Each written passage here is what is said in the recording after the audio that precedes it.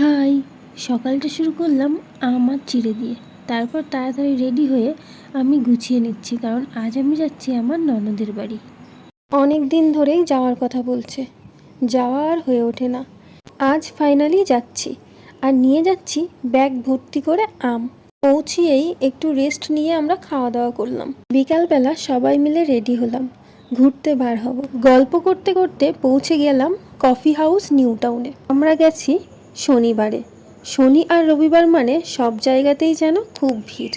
কিছুক্ষণ ওয়েট করার পর ফাইনালি আমাদেরকে ভিতরে ডাকলো।